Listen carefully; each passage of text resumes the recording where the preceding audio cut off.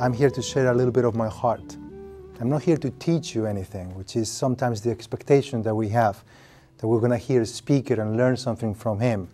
In reality, I think that the most fundamental things of life cannot be taught.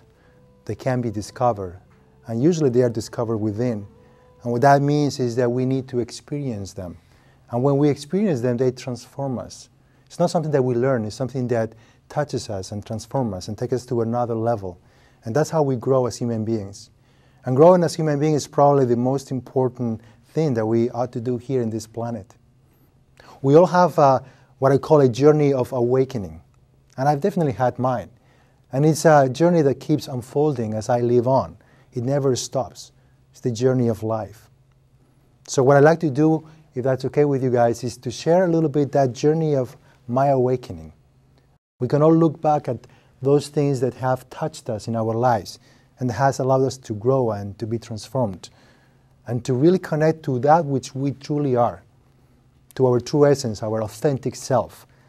And so I grew up being a child that couldn't really enjoy his childhood because of that consciousness, if you will. And I went through this tremendous crisis and tremendous depression. And in the midst of that depression, one day, something happened to me. And what happened to me cannot be really explained with words. But it was an awakening that really also affected my life profoundly. I realized that there was no reason for me to be so depressed and to feel so isolated and so alone and so misunderstood. Because ultimately, there was someone, there was a presence always there that would fully understand me and that would fully love me.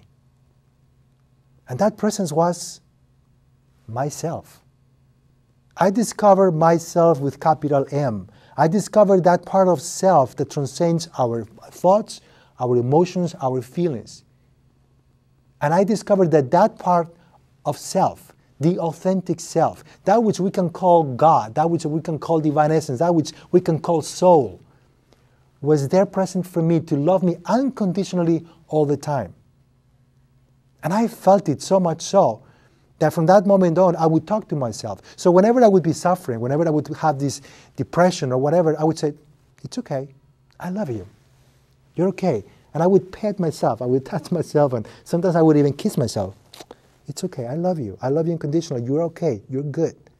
It was this consciousness that came to me naturally when I was a teenager in the midst of this depression that made me realize that I would never, ever, ever again would have another depression. Because there was no reason for it. Because all those thoughts that I would be alone, nobody would understand me, were gone. Because in fact there was someone or some being or some presence that was there all the time for me unconditionally with total love. A lot of people think that we are our bodies or that we are our mind. And it is true that we have a body. That it's a perfect vehicle for us to function in this world. And it is true that we have a mind. And our mind is filled with thoughts and emotions and feelings and memories.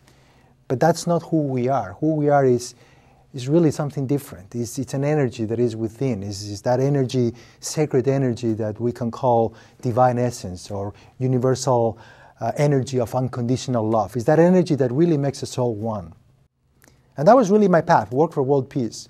However, something happened during my teenage years that really changed that direction. Unfortunately, in Spain at the time, military service was mandatory. That meant that every child or every teenager, 18 to 20 years old, had to go to the military service for a year and a half. Now, it didn't make sense for me as a teenager that I would go and spend a whole year and a half of my life being trained to how to defend the country and being trained how to use arms and go to war when I actually wanted to dedicate my life to world peace. So I had to go, and I actually had a trial, and I went and I talked to the judge, and I said to the judge, listen, I am happy dedicating a year or a year and a half of my life to some kind of a social cause, where I learned that, our neighbors are actually good people, and that we can all love each other, and that it is possible for all of us to live peacefully and harmoniously in this world. But I don't want to spend that time using arms and being scared and thinking that really we need to defend ourselves from enemies that I don't see exist. We all come from the same essence. It's a divine essence. And I understood that to the point where I embraced unconditional love as a way of being. And I read the masters, Jesus, Buddha, Krishna, Muhammad, and I realized that all of them had that in common, that they all talked about unconditional love as the most important practice, most important spiritual practice. In a nutshell, we talk about love yourself and love others like you love yourself.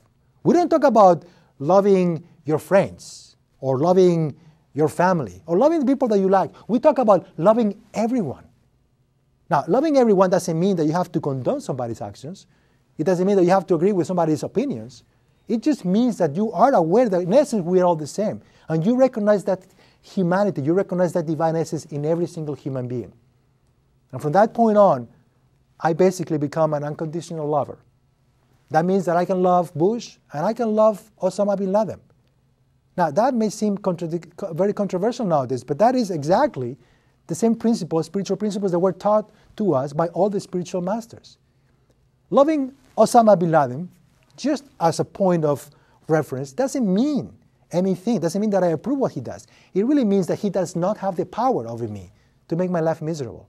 Because when I get angry, when I react to whatever happens, all I do is make myself miserable. I don't change the circumstances. Quite the opposite. I maintain the status quo. Why? Because my hatred will perpetuate his hatred. So in reality, the best thing that we can do and the most courageous thing that we can do is to love unconditionally. Love those people that we don't even know or that we don't agree with. And I am a firm believer that if we all love, let's say we all love Osama bin Laden as an example, he would be transformed. He would be humbled by that love. That energy would be so present in the field that he would really change.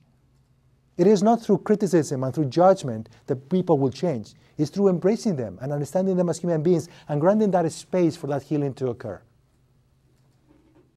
Look within, and you find those moments in your life that were important, that were pivotal, that at some level something happened, that something changed. We may not be aware of them, but if you look back, you will discover them.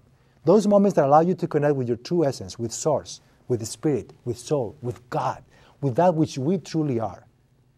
And give yourself credit for that. And if those moments have not been fully experienced, just keep on looking, keep on embracing this journey of life, and keep embracing the energy of unconditional love as the most powerful energy that we have at our disposal to transform ourselves and transform the world.